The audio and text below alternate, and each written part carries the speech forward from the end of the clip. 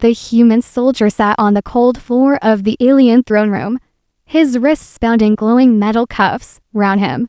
Tall guards with shining armor and insect-like faces kept their weapons pointed at him.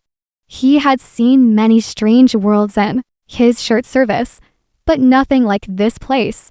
The walls of the throne hall were alive, glowing with veins of light as if the palace itself was breathing. At the far end, high on a raised platform, sat the alien queen.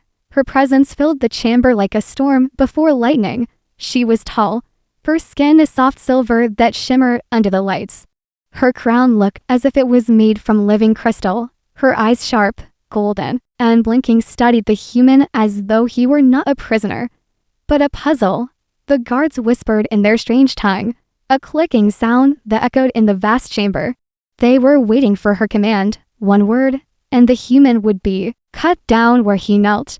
But the queen raised her hand, and silence fell. The human looked at her, his heart pounding.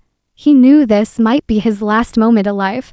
But something inside him refused to give the aliens fear. He thought of Earth, of the people who called humans weak compared to these vast alien empires. And he thought if he was going to die here, at least he should die with some dignity. Maybe even with a joke. He tilted his head, forced a small grin, and said in a calm voice, "You'd make a cute wife." The throne room froze. Every guard stiffened. Their eyes widened, their mandibles clicking in confusion. Even the glowing walls seemed to dim for a moment. The queen, who had been watching like a hawk, suddenly leaned back in her throne. Her golden eyes widened. The silence stretched so long that the human began to regret his words. He wondered if the aliens even understood humor. Then, slowly, the queen rose from her seat. The movement was elegant, but dangerous, like a predator circling prey. She walked down the steps, its step echoing through the chamber. The guards moved aside, their antennae twitching nervously. The human swallowed hard. He thought she would strike him, or order his death.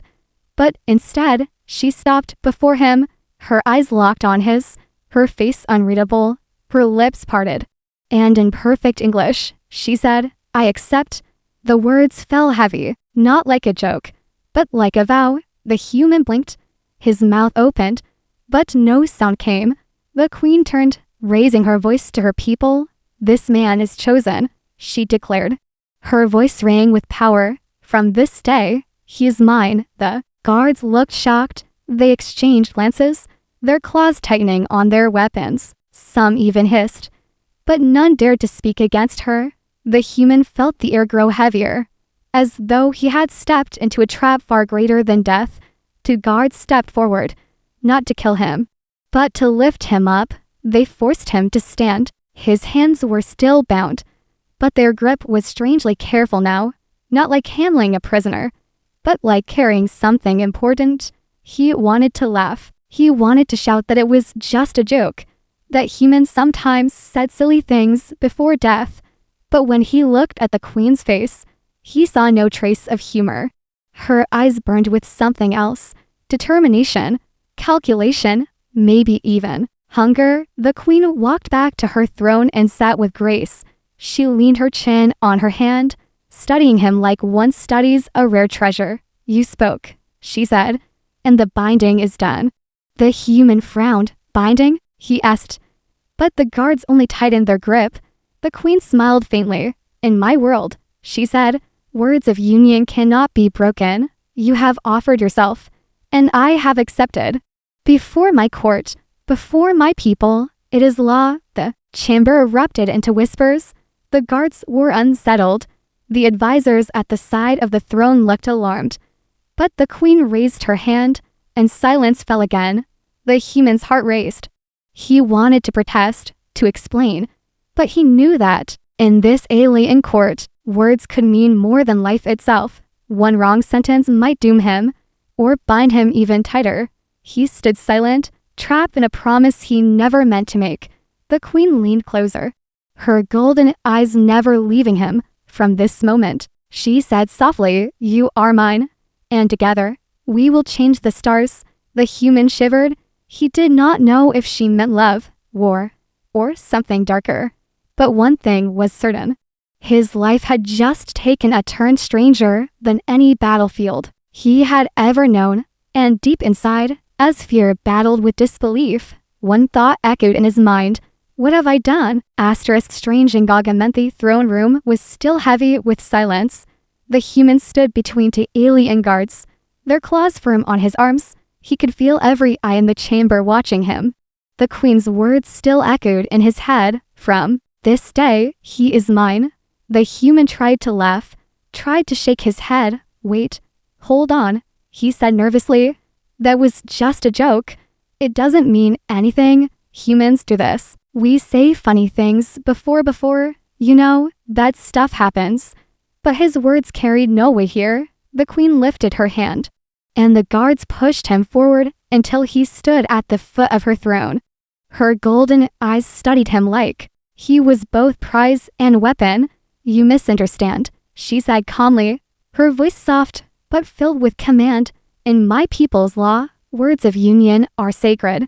To speak them in the whole of the crown is to bind yourself. You are not a prisoner anymore. You are my consort. The human's heart jumped. Consort, he repeated. His voice cracked.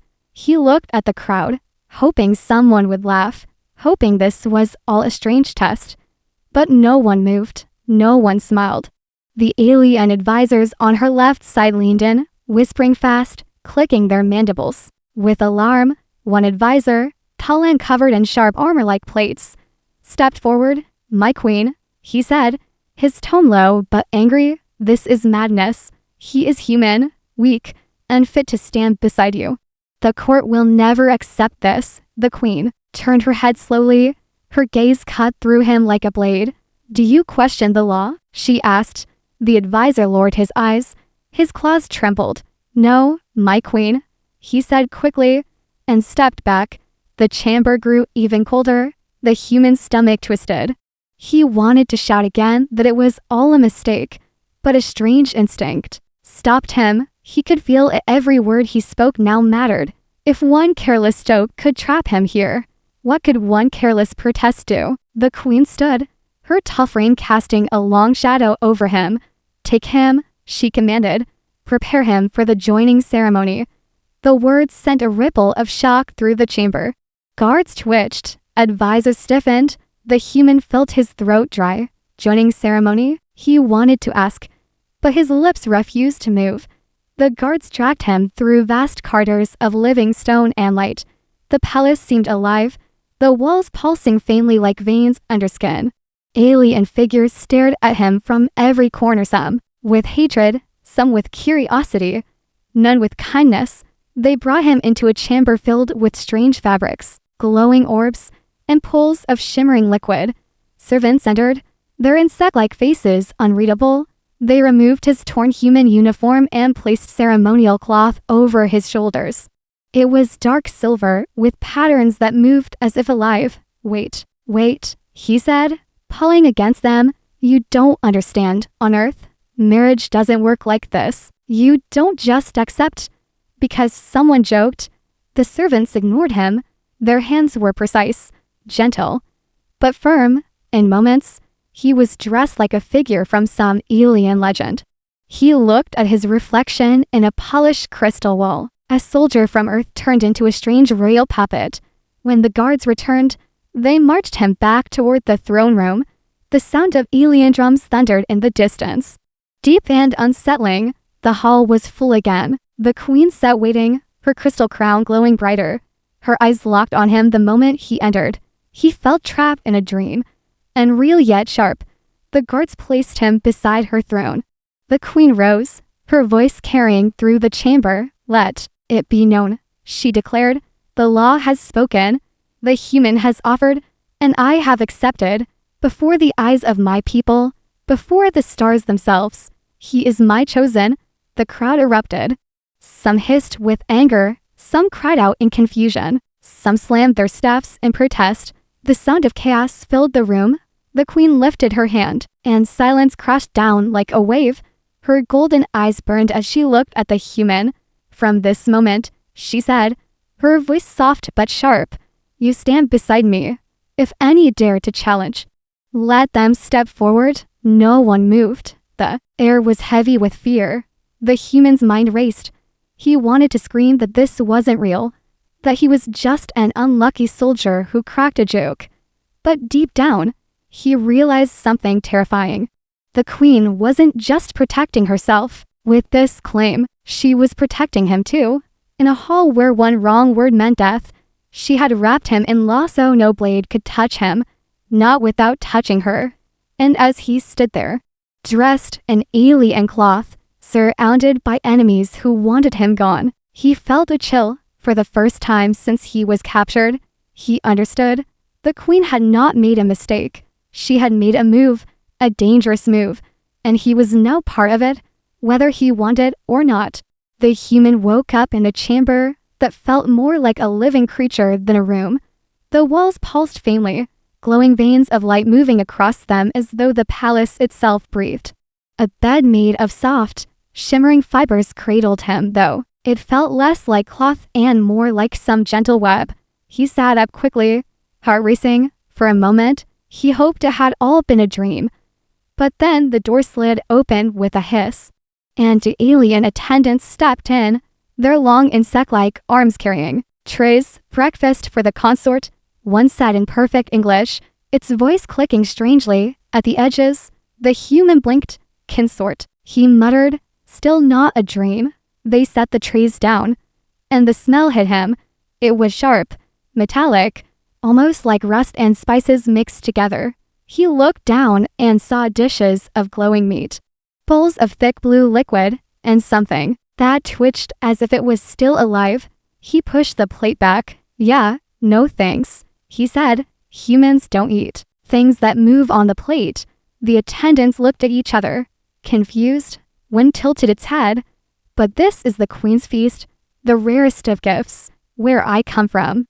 This is the rarest of nightmares, he muttered. He searched the tray desperately until he found a small fruit bright green with tiny crystal-like seeds. He picked it up, sniffed, and cautiously took a bite.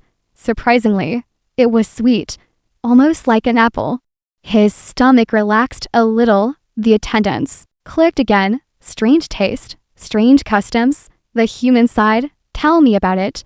Not long after, guards escorted him through long halls toward the queen's private court. The palace was alive with whispers. Alien nobles watched him from balconies. Some hissed, some sneered. Others leaned close to each other, whispering words he couldn't understand. When he entered the court, the queen was waiting. She wore a robe of silver threads that glowed faintly. Her crown shifted like crystal fire. Her golden eyes softened when she saw him. You ate? She asked. Her English was careful, precise, as though she wanted no mistake. Sort of, he said. Your people and mine don't exactly share the same menu. The queen tilted her head, curious. You will learn, or we will change what we serve. A consort must not starve. The way she said it so serious, so absolute made him rub his face. This is insane, he whispered to himself.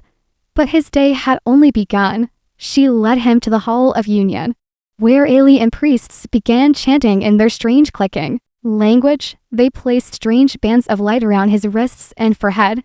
One of them poured shimmering liquid onto his hands. It felt cold, like liquid ice. What is this? He asked nervously. A ritual of cleansing, the queen replied. Before a consort is accepted, he must walk the path of our customs. He tried not to laugh. Yeah. I usually just wash my hands with soap. The queen frowned. Soap, she repeated, clearly confused. Never mind, he said quickly. He didn't want to start another misunderstanding that might accidentally marry him to someone else. After the ritual, the queen guided him through the palace gardens. They were nothing like Earth's gardens.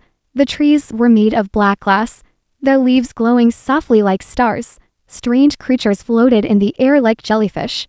Their bodies pulsed with light as they drifted past. The human paused, staring. Okay, I'll admit, that's beautiful. The queen's lips curved faintly, the closest thing to a smile he had seen. You find it pleasing? Yeah, he said, then added with a shrug. Better than the moving breakfast. She tilted her head, studying him. You are Different, humans speak with laughter even when near death. Humans insult and yet charm. You confuse me. Join the club, he muttered. I confuse myself all the time. But while some moments felt almost calm, danger never left. Every noble they passed looked at him with suspicion. Some even glared openly. Their whispers filled the air. He didn't need to understand their words to know they wanted him gone. Later, during a council meeting, he sat beside the queen on a high platform. The nobles debated in their clicking voices. Some pointed at him, their mandibles snapping angrily. Finally, one stood, slamming his claw against the floor. This is wrong, the noble hissed.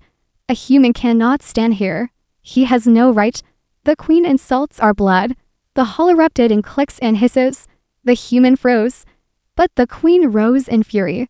Her golden eyes blazed. Enough, she thundered. Her voice shook the chamber. The law is spoken.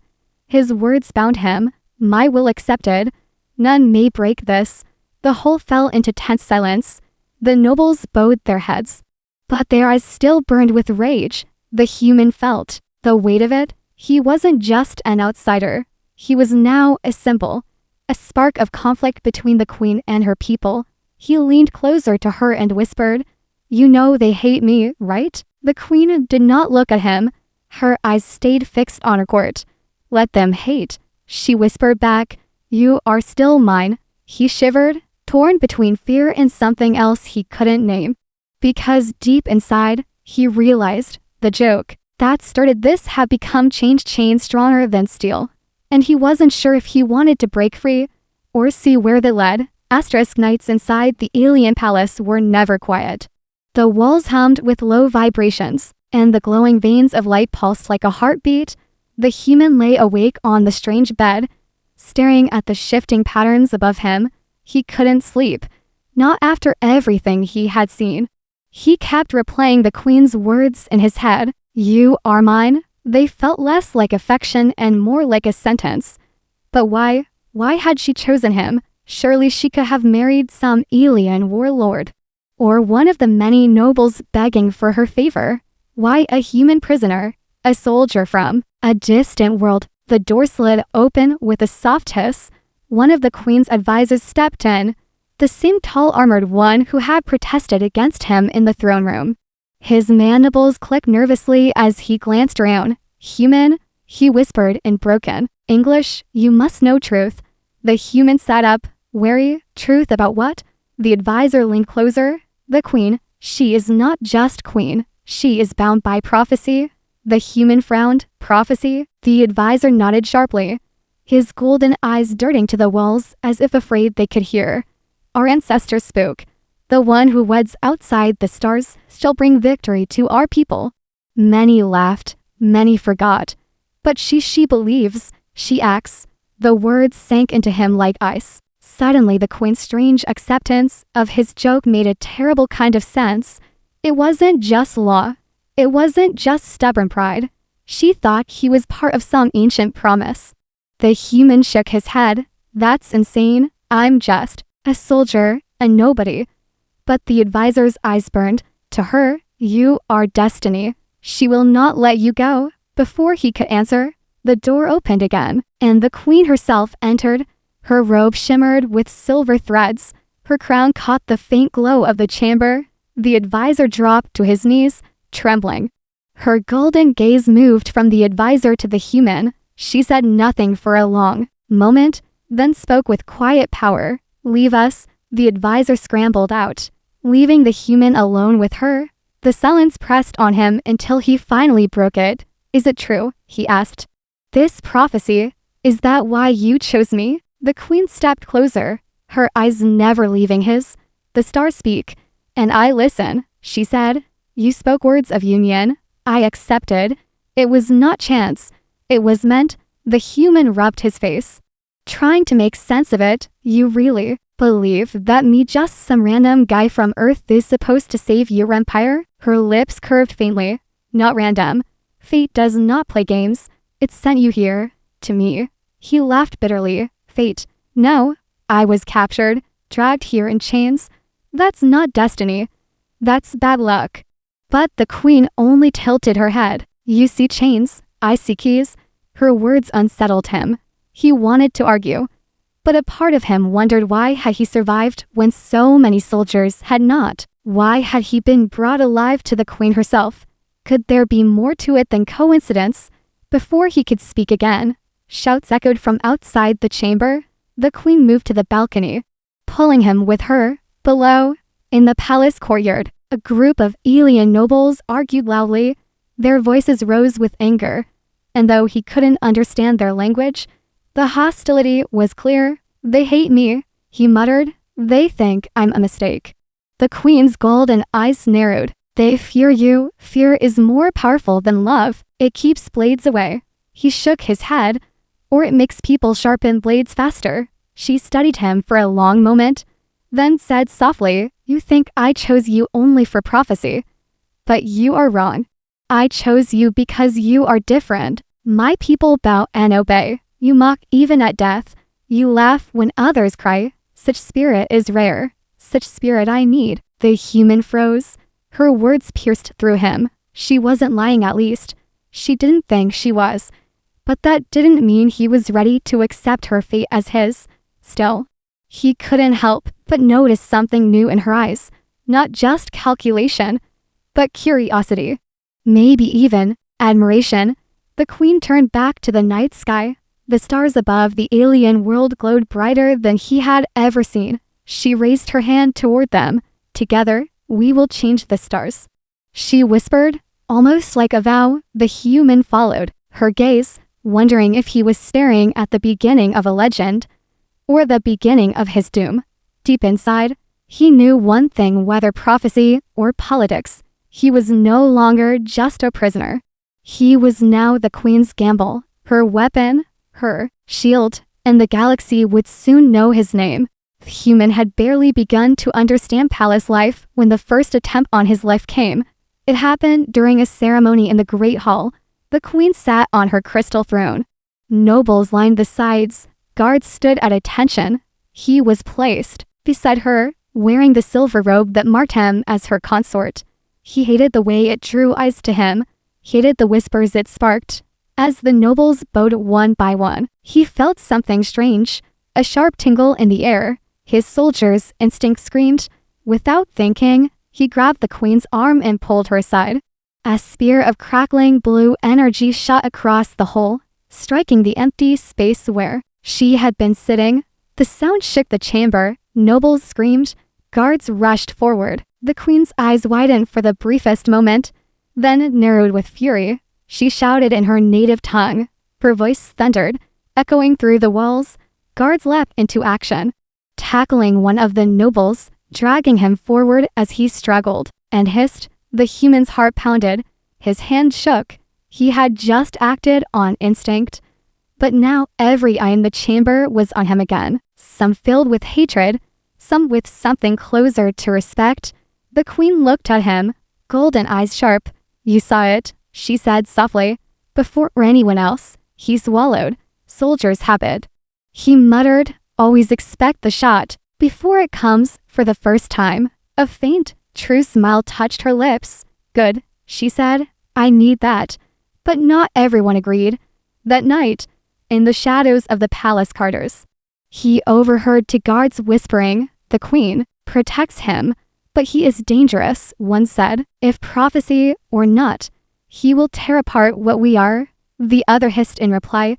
Then we must make sure he never survives the next attempt. The human pressed himself against the wall, heart racing.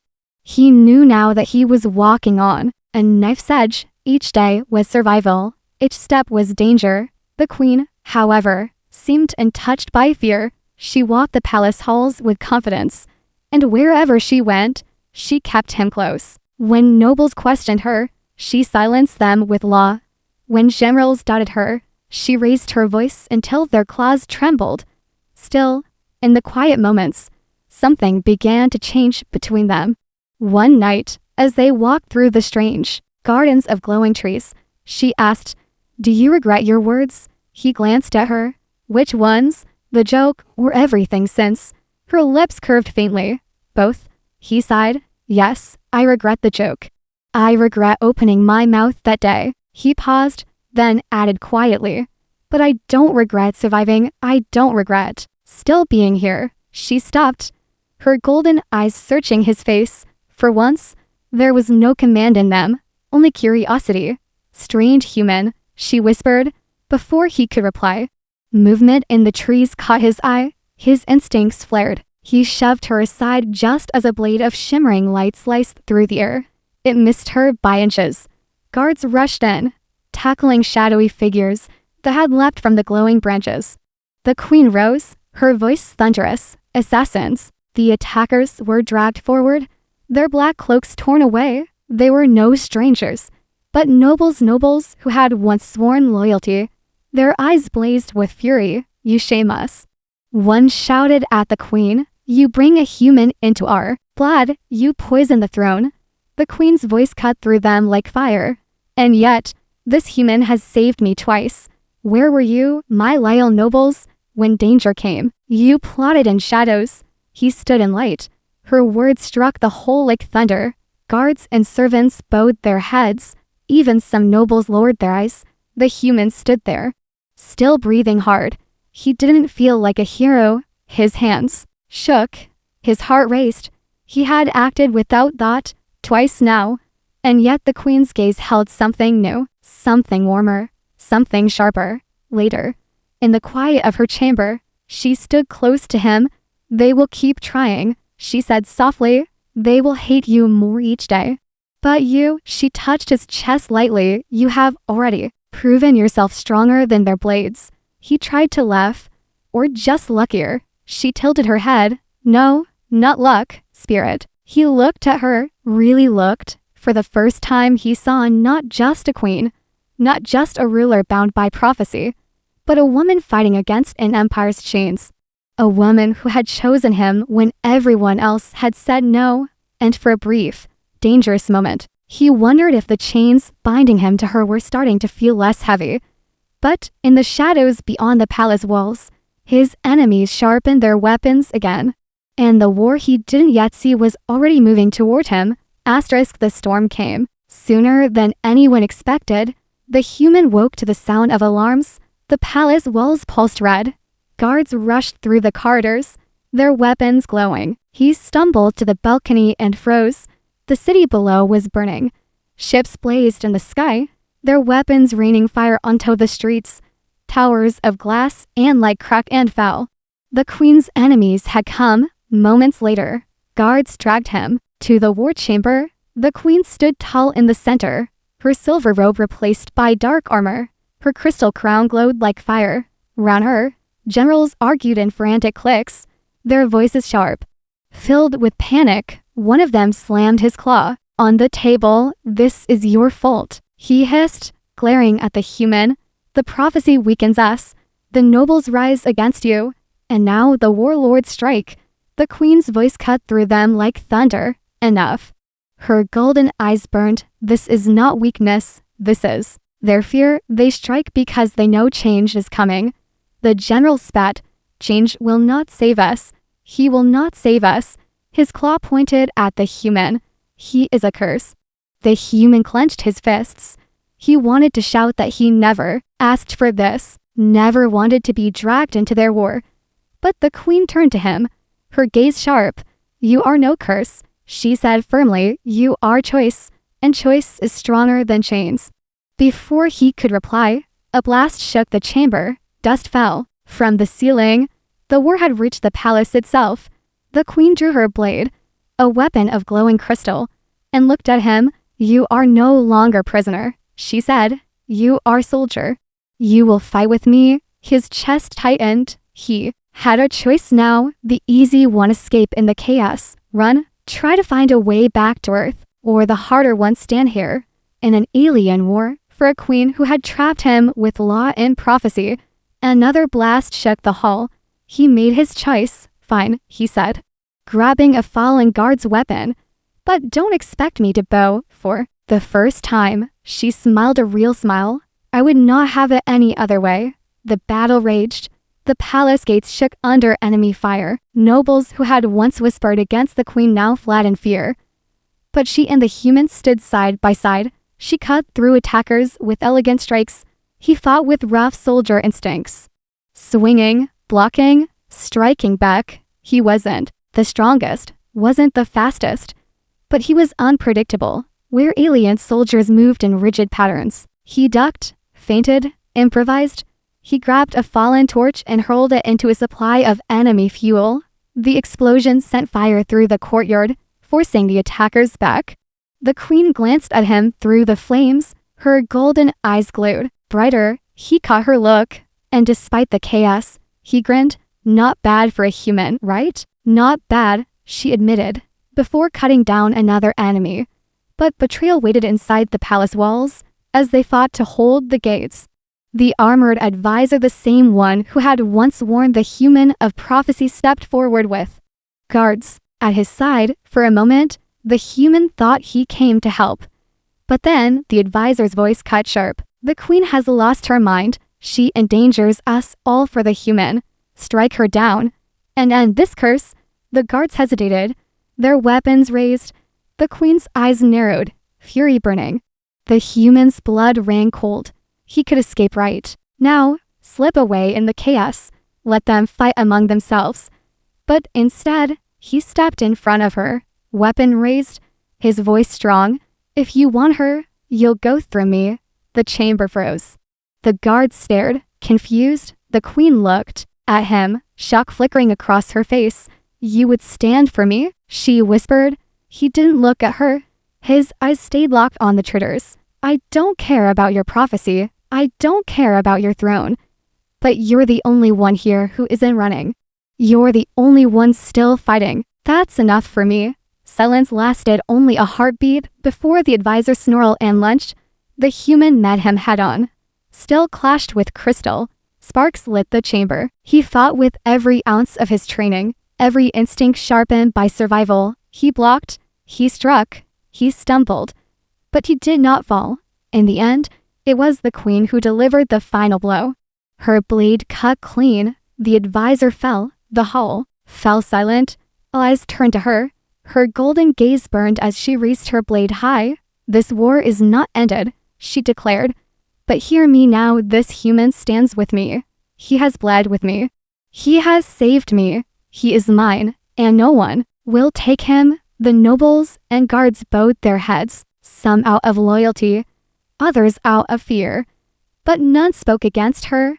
The human stood there, breathing hard, blood on his hands. He felt the weight of her words like chains, heavy yet unbreakable. He had chosen to fight, and now there was no turning back. For better or worse, his fate was bound to hers, and the galaxy itself would feel the echo of that choice. The smoke of battle still hung over the palace. The air was heavy with the scent of fire and blood. The human stood at the queen's side, his weapon lowered, but his body trembling with exhaustion. He had fought harder tonight than in any war back on Earth, and somehow, he was still alive. The queen raised her blade high before her people, her golden eyes glowing with unshaken fire. The traitors are defeated. The war is not over, but we will not break, she declared. Her voice echoed across the ruined courtyard, strong and unyielding. The nobles and guards bowed, some in loyalty, others in fear. The prophecy that once divided them now seemed alive. The human could feel it. Their gazes no longer dismissed him. They no longer saw only an outsider. They saw something else, something dangerous, something undeniable. Later, in the quiet of the royal chambers, the queen removed her crown and set it on the table. She turned to him, her golden eyes softer now. You saved me, she said. You saved all of this. He shook his head, leaning back against the wall. I didn't save anyone. I just refused to run. She stepped closer, her voice lower, almost gentle. That is why you matter. That is why I chose you. You do not run. You do not bend for a moment. Silence stretched between them, their gazes locked, and he felt the weight of her words like fire in his chest.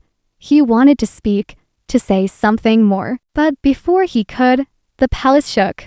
A deep rumble echoed through the sky, louder than thunder.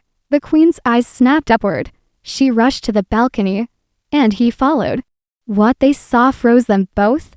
The sky above the alien city was filled with ships, dozens of them, massive and sleek. Their lights sharp against the stars, they moved in perfect formation, their hulls shining with the blue insignia of Earth. The human's heart stopped. His mouth went dry. He knew those ships. He knew those designs. His people had come. The queen's golden eyes narrowed, her voice low. More enemies, no. The human whispered, his throat tight, their mine for a heartbeat. Hope and dread collided inside him. He had dreamed of this moment since his capture rescue. Escape, a way home. And now it was here. The Earth fleet had arrived, ready to take him back, ready to burn down anything that stood in their way. But the queen's face hardened. Her guards rushed to her side, weapons raised, their mandibles clicked with alarm. The humans and the aliens were not allies to the fleet above. This city was enemy ground. And to the queen, those ships were invaders. The human's chest tightened. He realized the truth in a flash. He could not belong to both. If he stayed at her side, he would be seen as a traitor to his people. If he left with his fleet, he would break the vow that had saved his life. The queen turned her gaze on him, her golden eyes sharp, searching his face. Now you must choose, she said softly. Will you remain, or will you leave me? The words tore through him like blades. On the balcony, he stood between two worlds.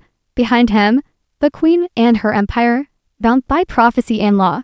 Ahead of him, the sky filled with Earth's fleet. Calling him home, he gripped the railing, his heart pounding. His mind raced to futures stretched before him, both filled with fire, both filled with war, both impossible to escape. The queen stepped closer, her voice lower, almost a whisper. Do you still call me your wife? The human turned his head, his throat dry. He wanted to laugh, to answer with another joke. But the words would not come. The choice pressed against him like the weight of the galaxy. And then the sky above roared with the sound of descending ships. The screen of fire lit his face as he whispered to himself, What have I done? The queen's eyes never left him, her golden gaze unblinking, waiting. And the stars themselves seemed to hold their breath.